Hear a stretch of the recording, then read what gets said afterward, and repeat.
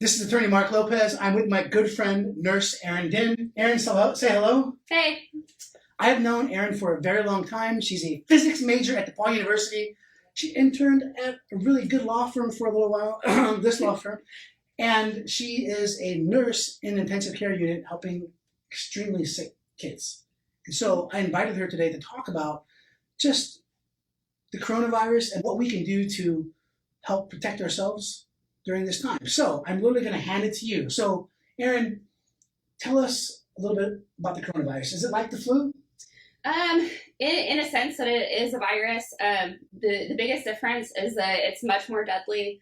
The rate of people that we're seeing pass away from this is much higher than the flu.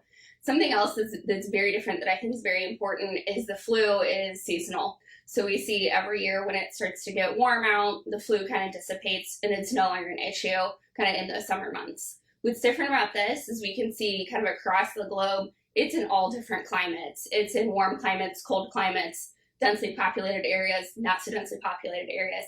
And that's that key difference, how it's going to be much more impactful than just your common flu.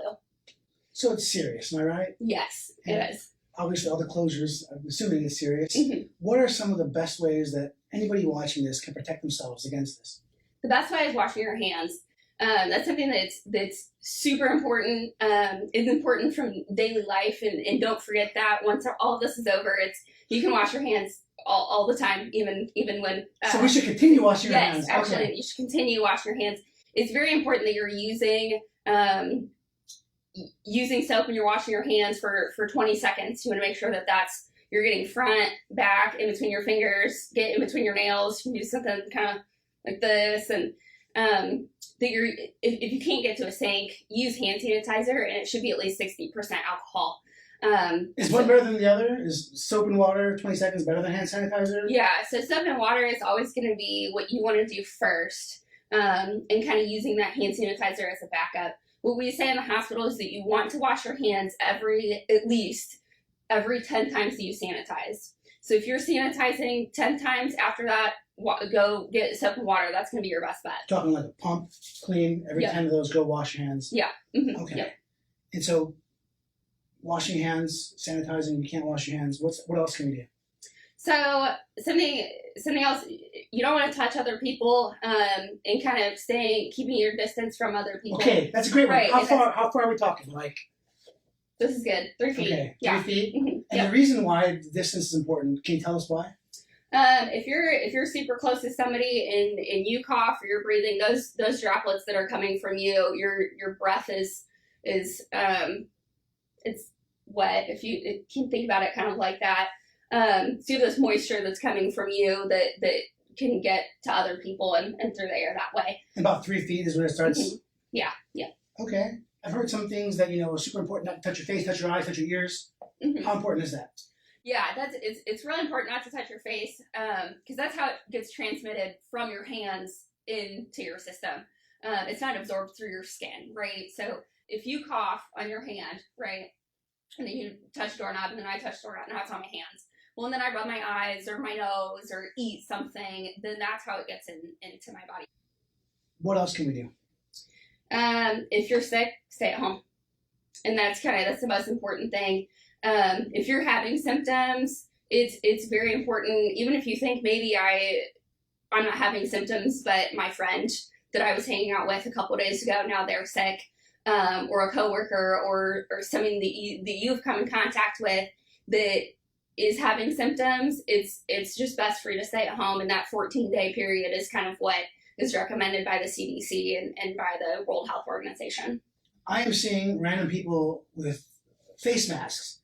Should everybody be wearing a face mask right now? No, absolutely not. So, okay, tell us about that, because everyone's doing it. It's freaking me out, I'm not going to lie. Right. So the most important thing is that in a hospital setting, we go through so many of those masks, and it's something, if at the very least you think about, we want to save those masks for people who are in hospitals who have to be in contact with other people.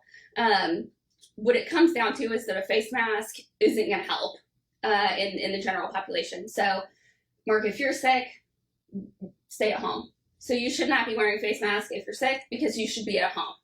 If you're not sick and you're trying to protect yourself, that face mask isn't going to help you. And the reason being is, like we talked about before, when you breathe, there's a little bit of moisture that comes from your breath. That's why when you breathe on a window, you can kind of see it there. When it's contained in that mask, you're actually making that mask a little bit wet in a sense. And so if somebody else is sick and they're nearby, it's actually going to collect. A magnet. Yeah, exactly. Okay. Yeah. So that's something you kind of don't think about, but it actually increases your risk of contracting that if you wear a mask. And so if I'm out in public and I have to sneeze or cough, what's the best way to do that? You want to go into your elbow. And that's very important because if I sneeze on my hands and then I go and I touch a doorknob or I touch something else, Marc is walking behind me and touches that doorknob right away. That's a way that it can be transmitted.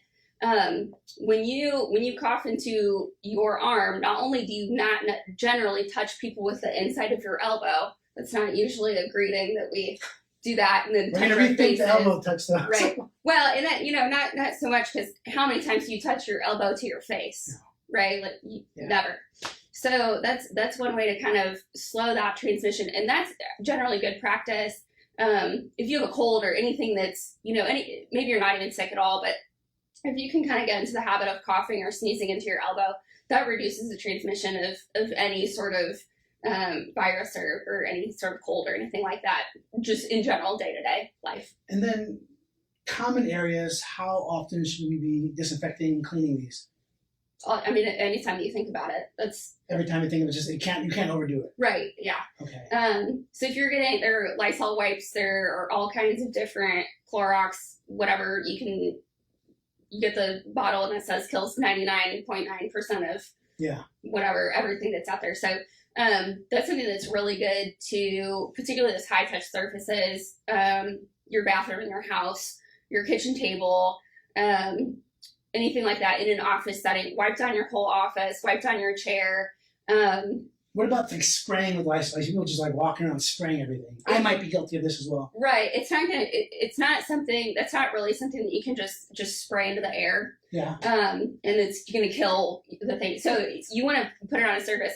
One thing that's important is read the directions on those wipes too, because the ones that we use in the hospital, it's a 3-minute dry time. So you wipe something down and you have to wait 3 minutes and it's going to kill that bacteria and those things in that dry time. So the reason why we use those is because it's actually a pretty quick turnover. Those ones that you use at home might take a little bit longer to dry. And so it's important to read those instructions. Why is the dry time important though?